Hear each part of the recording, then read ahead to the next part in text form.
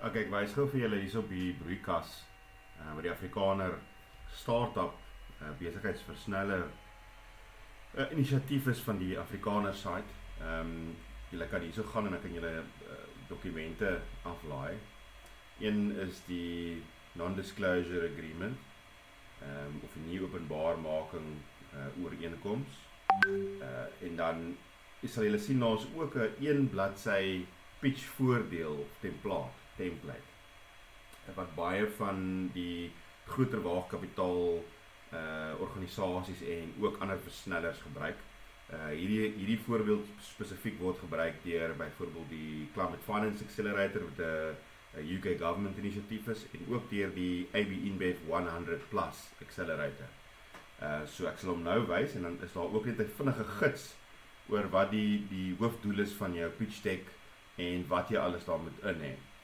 So julle kan gerus op die webwerf gaan afrikaner.site en dan kan julle hierdie 3 gaan aflaai vir julle om te gebruik. So kom ons kyk gou vinnig na die een bladsy template. So is in 'n PowerPoint, so jy kan nou al hierdie goedjies gaan verander. En dis opsommend. Hierdie is 'n een bladsy amper brosjure. Op oogaanslag word jou potensiële belegger of vennoot of strategiese vennoot dadelik kan sien wat behels hierdie besigheid, watse fase is hierdie besigheid, hoeveel mense is daar, watse probleem los dit op, hoe gaan hulle dit oplos. So al die belangrikste goed, alles op een bladsy in 'n snapshot. So jy kan nou gaan en al hierdie goedjies gaan verander en daar is beskrywings rakende wat jy moet insit. Hier is 'n oorsig van bietjie van die detail van die maatskappy. Hierso kan jy jou kenmerk insit of iets relevant.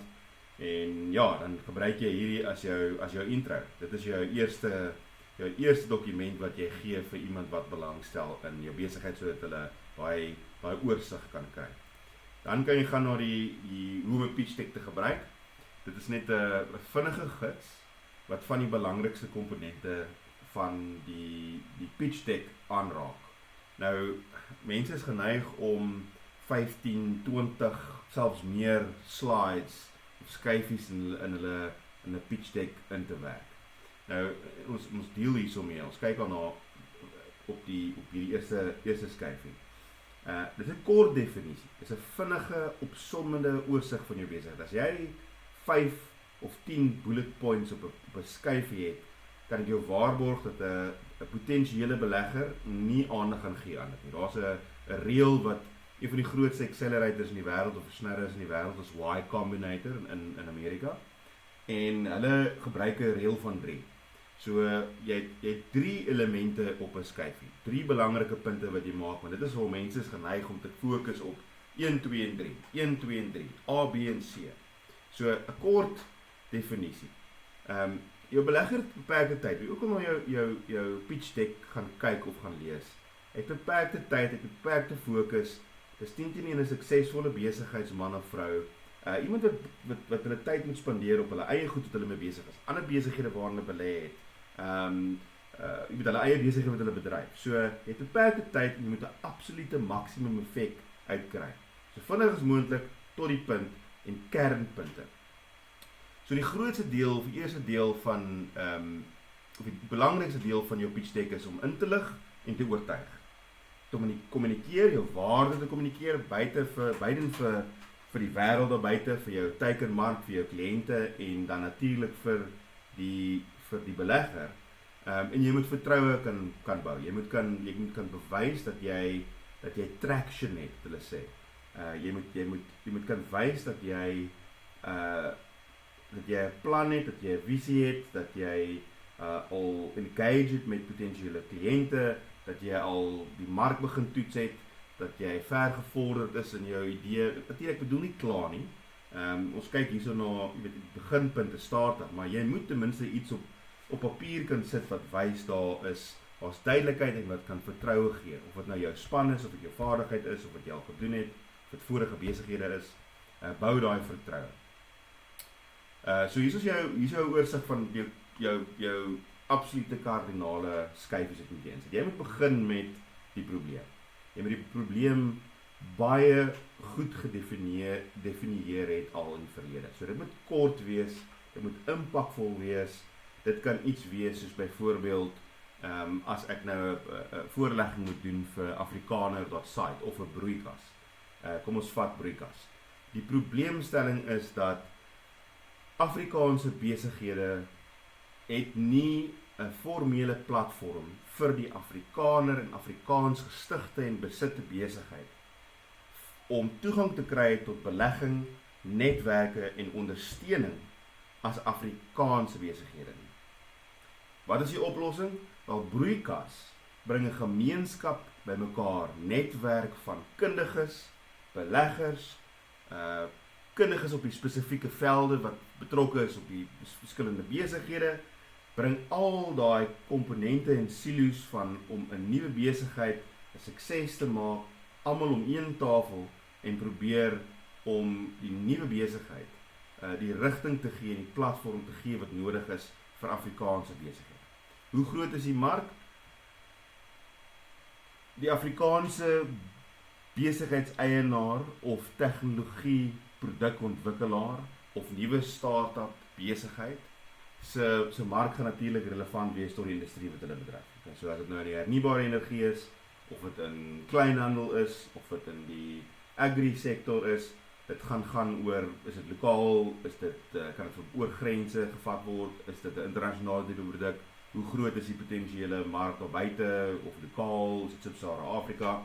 So in die konteks van broeikas geld dit natuurlik in terme van die Afrikaanse besigheidsmark in Suid-Afrika. En dan wat is die model? Wat se besigheidsmodel gaan jy gebruik? Is dit 'n subskripsie tipe model? Of 'n recurring revenue? Is daar 'n digitale oplossing wat jy oor en oor verkoop? Is dit 'n fisiese produk wat jy verkoop? Is dit 'n dienslewering? Hoe monetize jy hierdie besigheid? Is dit net 'n marge op 'n fisiese produk wat jy herhaal verkoop, en hoe lyk daai mark natuurlik? Of is dit software as a service, soos baie van die ouens doen? Sagte ware in 'n diensmodel waar jy maandeliks of jaarliks dan lisensie vir jou kry. Is dit 'n fisiese patent of intellektuele eiendom wat jy verkoop onder 'n lisensiemodel met tantieme wat jy kry gebaseer op die volume wat verkoop word met 'n strategiese vernoot? Natuurlik is dit belangrik hoe jy daai inwerk om jou mark, jou nismark of jou mark dan te gaan haal, jou markaandeel te wen. En baie keer kan 'n model jou intellektuele eiendom wees, of dit kan jou voordeel wees teenoor jou mededingers. Dan finansies, natuurlik moet jy 'n oorsig gee oor die mark, gee oor jou model, hoe maak jy geld? Great, jy het nou hierdie massive probleem wat jy wil oplos, jy het 'n fantastiese, innoverende oplossing gekry om hierdie probleem aan te spreek, daar's 'n beduidende groot mark, lokaal of globaal, jy het jou model gaan verfyn in terme van hoe jy dit gaan lewer, wat kos dit, wat gaan jy vra, hoe gaan jy dit struktureer, wat gegee die markvolume en jou teiken markaandeel wat jy wil kry binne die volgende 3 jaar of 5 jaar, hoe lyk die finansiële komponente daarvan in 'n opsomming. Kyk, so in die eerste pitch deck gee jy nie jou hele finansiële vooruitskatting, jou inkomstestaat, balansstaat, jou kontantvloeistaat en al hierdie goeders nie. Jy gee die hooflyn items. Kyk, so jy gaan praat oor wat se tipe inkomste kan jy maak, hoe lyk jou kosstrukture, na belasting of voorbelasting, wat is die syfers wat jy van praat in jou vooruitskatting van jaar 1, 2 en 3, en dan kan jy nou dit gebruik om soort van 'n waardasie te maak op jou besigheid. En ons verskillende maniere, so volgende keer praat oor dit. Jy kan kontantvloei gebruik vir dit, jy kontantvloei met jy kan jou inkomste voor belasting en waardevermindering ensovoorts kan jy gebruik om 'n industrie kerf te gebruik vir 'n multiple wat hulle sê baie mense gebruik. Daar's 'n verdiskonteerde kontantvloei meganismes wat jy kan gebruik. Daar's koste om te duplicate of om te copy wat jy kan gebruik. So wat is die kostes wat jy aangegaan het om te kom waar jy is, veral as dit baie innoverend is en baie nuut is in die mark. En natuurlik jou span. Jou span is van kardinale belang. Jy wil daar die vertroue bou om te sê, luister, hierdie groep van mense of hierdie individu of hierdie 2 stigters het al dit gedoen in die verlede en dit is hoekom hulle hierdie probleem kan oplos.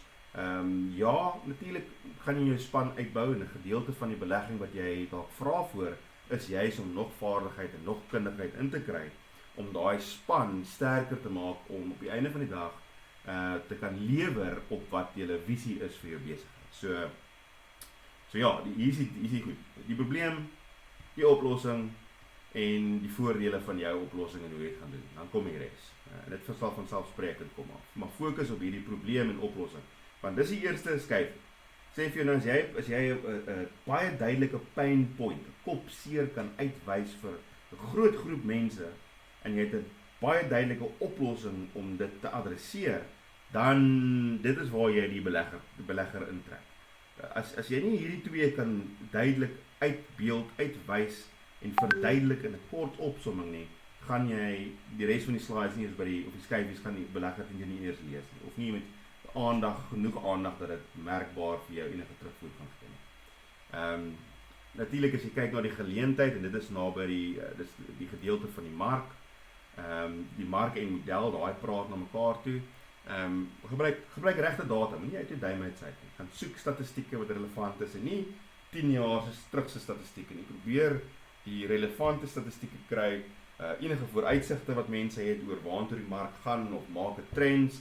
Gebruik werklike data, want jy gaan dit moet staaf as haar tweede geselskap is. As die belegger sê, luister, okay, jou probleem, jou oplossing, jou model, jou span, alles lyk soos 'n goeie potensiële starter.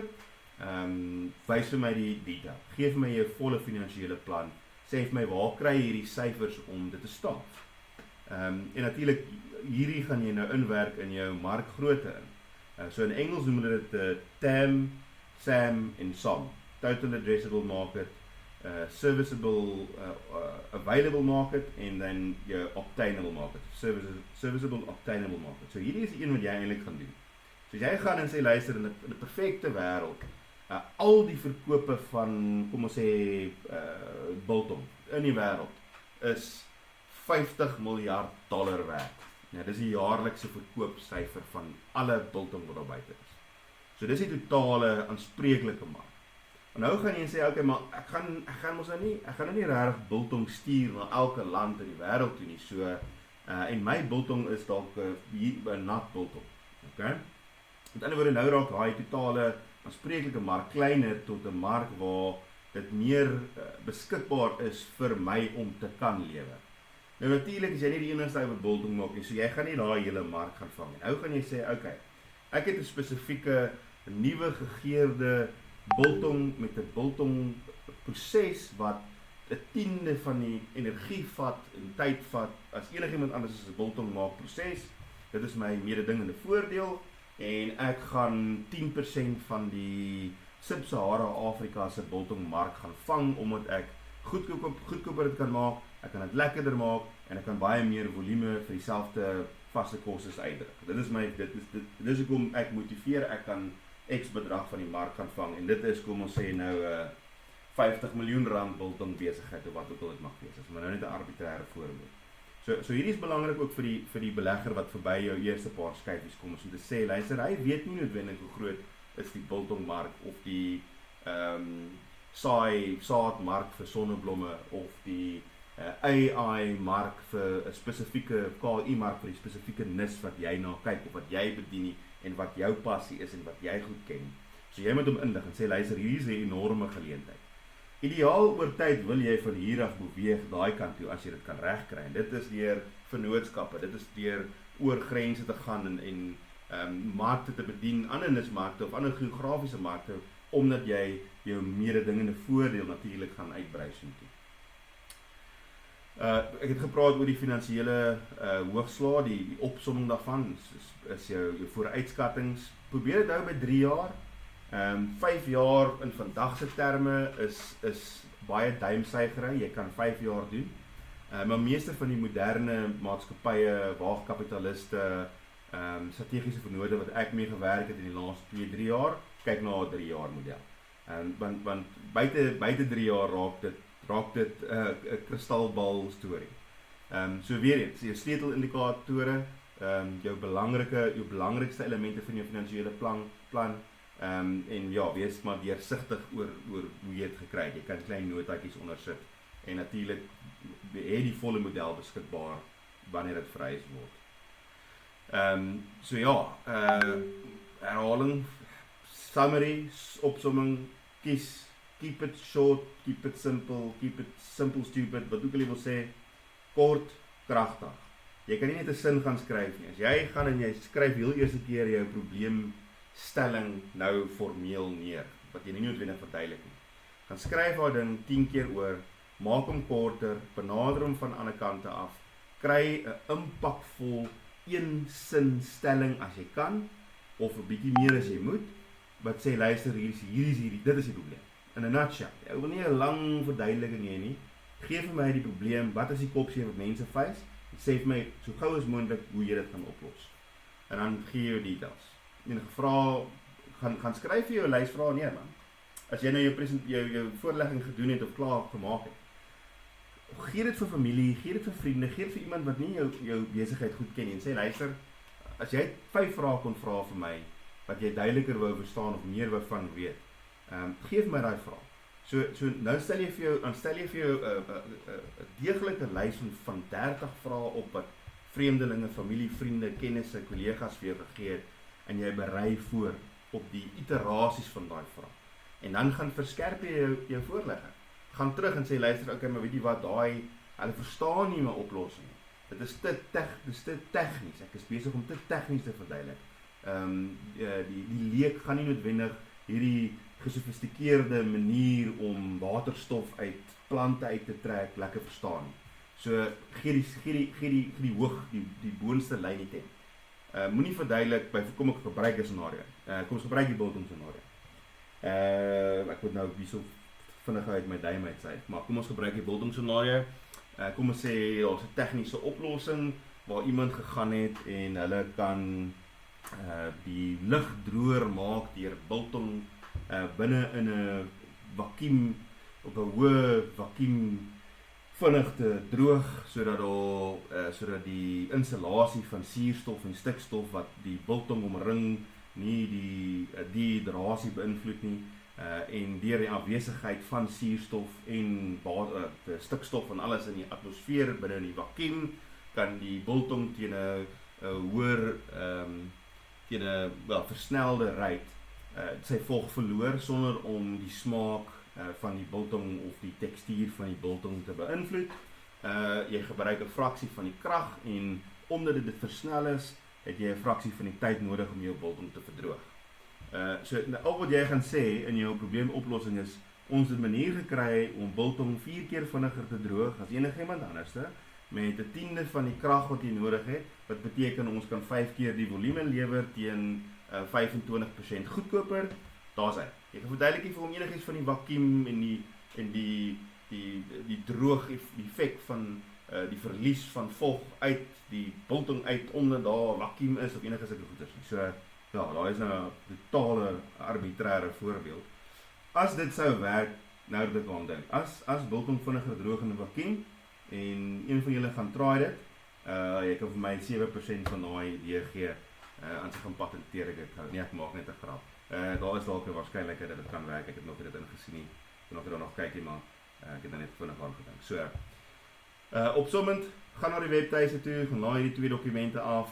Ons sal nog bykomende gidse bysit op spesifieke komponente van die pitch deck. Gaan laai daai 1 bladsy voorbeeld af. Gebruik hom as jou intree leave behind, jou eerste poging en wees verskriklik duidelik en opsommend. Get to the point.